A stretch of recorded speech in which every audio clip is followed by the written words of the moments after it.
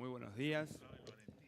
En primer lugar, como siempre, los agradecimientos, no al que hizo el programa, porque exponer después de Guido Aguila es muy complicado siempre, por lo bien que él lo hace, pero en realidad mi agradecimiento a todos ustedes que han madrugado procesalmente hablando, a los organizadores por esta oportunidad y sobre todo al señor presidente del Instituto Panamericano, doctor Adolfo Alvarado Belloso, que bueno, me pliego a las palabras de Guido Aguila en cuanto al merecido agradecimiento a su persona. Y también, bueno, siendo yo de aquí cerca de Buenos Aires, les doy la bienvenida a la Argentina, a quienes han venido de tan lejos. En verdad, este congreso gira en torno a este candente debate entre activismo y garantismo procesal. Y en torno a ese eje temático se ha seleccionado puntualmente el problema del derecho de defensa en juicio en una figura o en un tema que está de moda en el derecho procesal. Yo en mis años que llevo en la materia he visto pasar muchos temas de moda y lo que realmente queda siempre es la garantía del proceso. Y entre esos temas de moda tenemos aquí lo que se denomina el proceso colectivo. Se vienen organizando congresos, hay obras y demás tratando el tema. ¿Y qué es lo que pretendo analizar en estos minutos en relación a lo que se denomina el proceso colectivo? En realidad, lo que considero la pregunta importante en torno a esto, que es aquella que dice si puede la estructura del proceso, método de debate, se dice del proceso clásico, soportar el litigio donde se discuten pretensiones, también llamadas colectivas en este caso. Fíjese que esta pregunta, si puede el proceso, que todos conocemos, el proceso como método de debate, soportar los litigios en base a derechos de tercera generación, se observa, por ejemplo, en la exposición de motivos del Código Modelo para procesos colectivos de Iberoamérica, que principia diciéndonos que el proceso tradicional no se adecúa, básicamente, a la defensa de los derechos e intereses transindividuales, cuyas características se colocan a mitad de camino entre lo privado y lo público. Y acá viene el tema, lo privado y lo público, sobre todo lo público. Recuerden el concepto tan etéreo de orden público y todo lo que se ha hecho en su nombre a lo largo del tiempo. Entonces, en esta pregunta que nos va a orientar, ¿puede el proceso como garantía soportar conflictos devenidos en litigios donde se discutan este tipo de intereses llamados colectivos o de incidencia colectiva? Y para comenzar, tenemos que considerar, tomando esa clasificación tan divulgada, ¿no?, de los derechos de manera generacional, en el cual los derechos de primera generación, todos sabemos, emanan del Estado liberal de derecho, luego, para decirlo rápidamente, las presiones y la aparición de reclamos sociales nos llevan hacia los derechos de segunda generación, y después, con el tiempo, ya las constituciones modernas y algunas reformas empiezan a recibir los derechos basados en la solidaridad, en lo colectivo, que son los derechos denominados de tercera generación. Aquí es donde vamos a poner el foco ahora, con respecto a lo que se dice acerca de la efectivización de estos derechos de tercera generación. Y es ahí donde aparece el tema de los procesos colectivos, este sintagma. A nosotros no nos gusta adjetivar el proceso que es concepto y que es garantía. No nos gusta hablar de debido proceso, porque si no, habría que hablar de indebido proceso, y tampoco, en lo personal, me convence ni me gusta hablar de proceso colectivo. Ahora bien, ni bien miramos el fenómeno, nos damos cuenta que cuando se habla de proceso colectivo, en verdad lo que se está imponiendo es un procedimiento y se deja de lado la garantía del proceso. Y allí vamos, por ahí haciendo algún análisis un tanto técnico de la cuestión, pero como para poder dejar planteado en este congreso una posición al respecto. En verdad, si hablamos de procesos colectivos, tomemos una simple iniciativa de recurrir al diccionario de la Real Academia Española y ver qué es lo colectivo, qué significa colectivo. Y veremos 3 acepciones, en las cuales la primera se refiere a una agrupación de individuos, que nos sirve para este caso. La segunda acepción dice que lo colectivo es aquello que tiene virtud de recoger o reunir, que también nos sirve. Y por último, una tercera acepción que dice que lo colectivo es un grupo unido por lazos profesionales, laborales, etc. Y acá tenemos la idea, si hablamos de proceso y lo adjetivan como colectivo, estamos hablando de un grupo que en realidad se conforma en base a algún lazo, algo que los une. Y ahora los invito a ver, desde el punto de vista procesal, desde el punto de vista de la pretensión procesal, cuál es ese lazo o esa unión, cuestión que mayormente la doctrina no hace. Y aquí nuevamente tenemos que recurrir a cierta distinción conceptual, porque se habla mucho de estos derechos de incidencia colectiva y se habla de los transindividuales, los plurindividuales, los difusos, los colectivos, etc.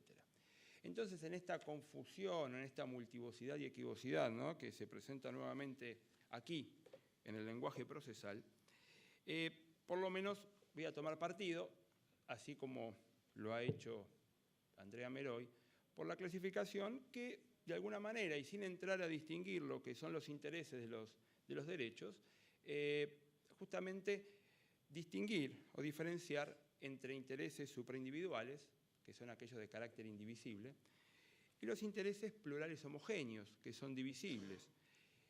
En el primer grupo, y ahora vamos a ir a los ejemplos para que comprendamos los casos prácticos de los que estoy hablando, en el primer grupo, cuando hago referencia a intereses supraindividuales de carácter indivisible, tenemos que ver si ese grupo se conforma por un número determinado o indeterminado de componentes. En el caso de que el grupo se conforme por un número indeterminado de afectados o de componentes, estamos hablando de los conocidos intereses difusos. El caso es, por ejemplo, una contaminación, un grupo indeterminado de afectados por esa contaminación, o el caso de una publicidad engañosa, o la salida al mercado de un producto defectuoso. Ahora bien, cuando el grupo se conforma con un número determinado de individuos, ya estamos hablando de intereses supraindividuales colectivos, como es el caso, por ejemplo, de un incumplimiento de normas de seguridad e higiene. Sabemos específicamente cuál es el número de sujetos afectados. Y por otra parte, y ahora vamos a la solución procesal, tenemos ese otro grupo de intereses plurales homogéneos o plurindividuales, donde en realidad se unen, se juntan, ¿sí?, diferentes pretensiones con un origen fáctico común y con un contenido sustantivo homogéneo. Estos intereses plurales homogéneos son divisibles. Y como ejemplo tenemos el reclamo por daños y perjuicios de uno de los afectados en el caso de contaminación, o el reclamo por daños y perjuicios de uno de los compradores de aquel producto defectuoso que salió al mercado. Y acá viene el tema. Estas cuestiones que tocan lo colectivo, porque están afectando a un número importante de personas, tienen, en cuanto al conflicto material y en cuanto al conflicto material llevado a litigio, una complejidad importante. Y por eso se dice generalmente que siendo esto un caso de relaciones jurídicas complejas, con pretensiones complejas y relaciones complejas, el proceso que nosotros conocemos, el proceso que lo caracterizan como tradicional, el método de debate ante un tercero imparcial entre dos partes antagónicas que debaten en pie de igualdad, ese proceso no soporta esta estructura. Y por lo tanto, se trata de un caso distinto que merece ser solucionado de otra manera. Y es así que se habla de los procesos colectivos como solución a estos aspectos, donde en verdad bajo el mote de proceso colectivo, lo que se hace es un procedimiento donde el problema lo solucionan dándole gran cantidad de poderes y facultades a los jueces. Y convierten esto en un procedimiento nutrido en un marcado activismo. Pero ahora bien, yo les decía anteriormente cómo se daba la situación en estos conflictos, ¿no? donde están en juego derechos de tercera generación.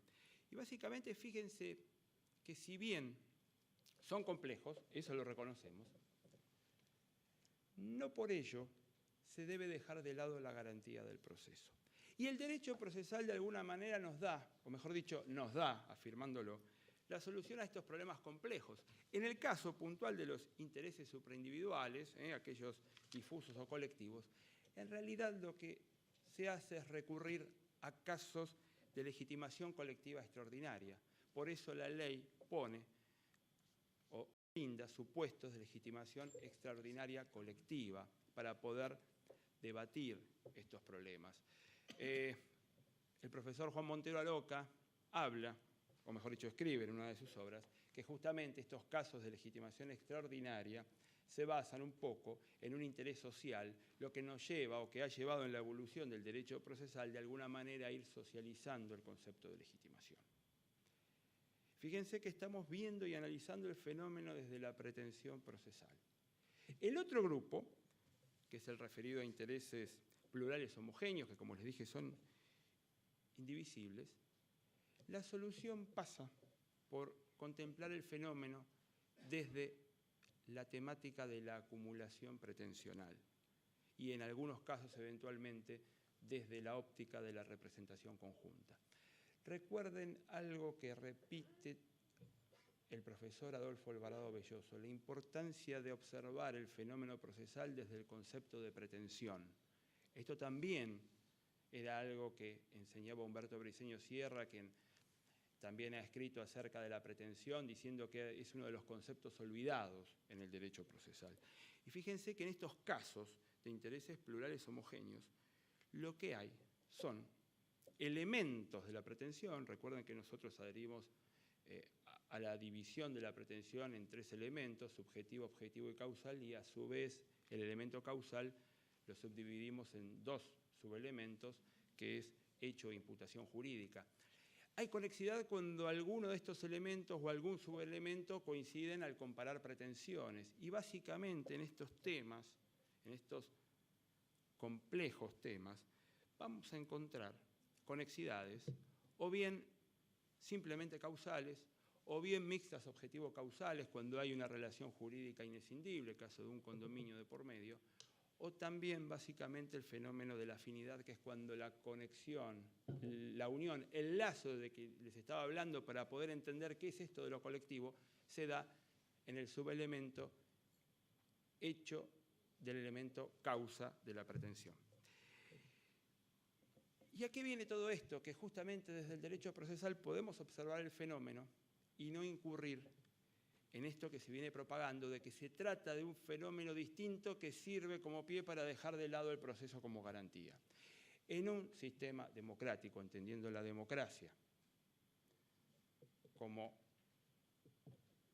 concepto compuesto de dos dimensiones, el procedimental y el sustancial. En el primero es el medio para elegir autoridades o representantes, y el segundo es el ingrediente por donde entran los valores democráticos, ¿sí?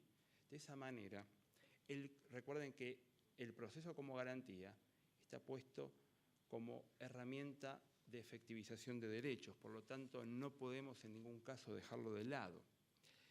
Entonces, en base a esta confusión que hay en el concepto de procesos colectivos o esta prédica, lo que se está haciendo en realidad, y más tratándose, como en este caso, de derechos de la tercera generación basados en la solidaridad, lo que se hace es suplantar el proceso por un simple procedimiento donde en verdad, a través de él, lo que se busca es hacer políticas públicas.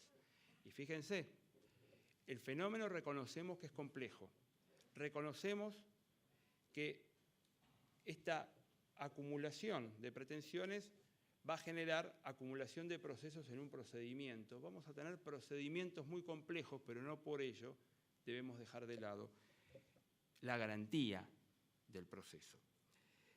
Y es así que en esta idea de a través de esto que denominan procesos colectivos, sin proceso como garantía, si por ahí ahondamos un poco más en la cuestión, en lugar de estar haciéndose con un procedimiento políticas públicas, se está haciendo política judicial a través de un instrumento, que en definitiva es mucho más económico que destinar a importantes temas sociales los montos presupuestarios que necesitan. Y es así que para poder sostener esta figura, este procedimiento para hacer políticas públicas, que en realidad terminan siendo políticas judiciales porque es quien lo aplica, lo que se hace, como les decía, es reforzar los poderes de los juzgadores. Y hemos visto aquí a lo largo de las exposiciones anteriores, y todos ya hemos estudiado el tema, que justamente cuanto más activismo, activismo mal entendido, ¿sí? Activismo como intervencionismo en el método, significa directamente menor derecho de defensa. Y es un poco la cuestión que se está planteando en este Congreso. Activismo contra derecho de defensa en juicio. ¿Y qué pasa? Con estas teorías que hay, con estas ideas sobre procesos colectivos, que en realidad lo que predican son procedimientos, lo que se logra en definitiva es un derecho de defensa reducido e impredecible. Y basta para ello leer el caso Mendoza, la causa de Riachuelo de la Corte, donde nuestro superior tribunal va creando procedimiento a medida que se van dando los actos procedimentales. Concluyo, doctor Hugo Muñoz. Fíjense que esto de dejar de lado el proceso como garantía no se da solamente en este tema. Lo ha hablado recién Guido Aguila con la autonomía procesal y otros temas que se van a ir tratando a lo largo de este Congreso. La pregunta es, ¿por qué se busca erradicar el proceso como garantía? ¿O por qué se lo deja de lado? ¿O por qué molesta el proceso como garantía? Y si nos ponemos a pensar que el proceso es debate, quizá comprendemos menos desde el punto de vista democrático esto, porque si el proceso es debate, estamos de acuerdo en que el debate nutre esencialmente también a la democracia. Entonces, si el proceso molesta, yo termino preguntándome, ¿por qué tantas veces al poder le molesta la democracia? Muchas gracias. Gracias.